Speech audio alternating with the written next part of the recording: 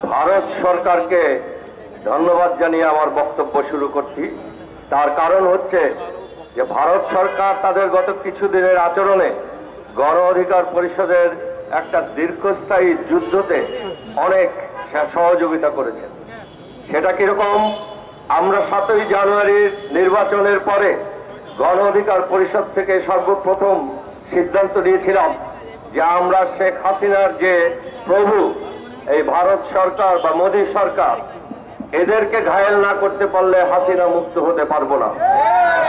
এবং সেই জন্য আমাদের 21শে জানুয়ারি এই বর্তমান বছরের এই 21শে জানুয়ারিতে ছাতকে একটা প্রোগ্রাম ছিল, সেখান থেকে আমরা ভারতের পণ্য বর্জন আন্দোলন দিয়ে এই কাজ শুরু করি। পরবর্তীতে যেটা রূপ নেয় আজকের এই ভারত বর্জন আন্দোলন। এখন আর শুধু পণ্য নয়, পুরো ভারতকে বর্জন করতে হবে আমাদেরকে। তার কারণ তারা আমাদের সামনে একটা আগ্রাসী জাতি হিসেবে আবির্ভূত হয়েছে। আমরা কোনো আগ্রাসীকে পছন্দ করি না, আমরা কোনো আগ্রাসীর কাছে মাথা নত করি না। আমরা কখনো মাথা নত করে বেঁচে থাকার পক্ষপাতী নই। আমি আরেকটা কথা এখন আসতে চাই। আপনারা আমার পূর্ববর্তী বক্তাদের কাছে যথেষ্ট বিবরণ শুনেছেন যে ভারতকে কেন আমাদের ঘৃণা করা উচিত। আজকে ভারত নিজেই গত কিছুদিনে তার আচরণে বাংলাদেশের সবাইকে, সকল ধর্মের লোককে, সকল বর্ণের লোককে, সকল চেহারার লোককে তাদের বিষ দাঁতগুলো দেখিয়ে দিয়েছে। সেই জন্য আমি ধন্যবাদ জানাতে চাই ভারতকে, ভারতবাসীকে, যে তারা তাদের স্বরূপে এতদিনে আত্মপ্রকাশ করেছে। এখন তারা আর ঘোমটা দিয়ে নেই। আমাদের কাজ সহজ হয়েছে।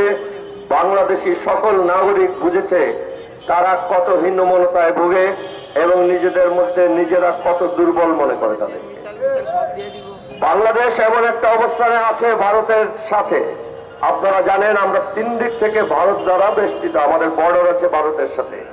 ভারত মনে করে এটা তার একটা শক্তি, আমরা দুর্বল হয়ে যাবো এইভাবে পরিবেষ্টিত হয়ে থাকার কারণে।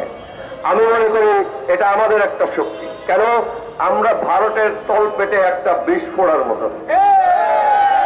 আমি যদি আরো পরিষ্কার করে বলি, ভারতের তলপেটের মধ্যে বাংলাদেশ একটা টাইম বম।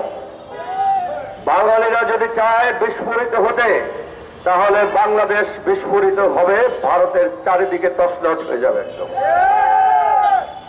ভারতকে বুঝতে হবে যে বাংলাদেশের ভৌগোলিক অবস্থান তাদের জন্য কোনো সুখের কারণ নয়, বরং এটা তাদের জন্য একটা চিন্তার কারণ। এবং সেই চিন্তার থেকেই তারা বাংলাদেশের উপরে সবসময় একটা আগ্রাসী থাবা বিস্তার করে রাখতে চায়। আপনারা কেউ কখনো দুর্বল বোধ করবেন না নিজেদের মধ্যে। আমাদের দেশের অবস্থান, ভৌগোলিক অবস্থান বা আমাদের জনসংখ্যা, এগুলি নিয়ে দুর্বল বোধ করবেন না। এগুলি আমাদের সফলতা। আমরা এগুলি সুন্দরভাবে ব্যবহার করতে পারলে, সময় মতো ব্যবহার করতে পারলে ভারতের দুশ্চিন্তার অবশ্যই কারণ আছে। আমরা যুদ্ধ করেছি গত প্রায় 1 বছর, ভারত বিরোধী আন্দোলন, ভারত বর্জন আন্দোলন। যুদ্ধ সবসময় শুরু হয় যেখানে কূটনীতি শেষ হয় সেখান থেকে। আপনি যখন আর বুদ্ধি দিয়ে আলাপ আলোচনার মাধ্যমে সমাধান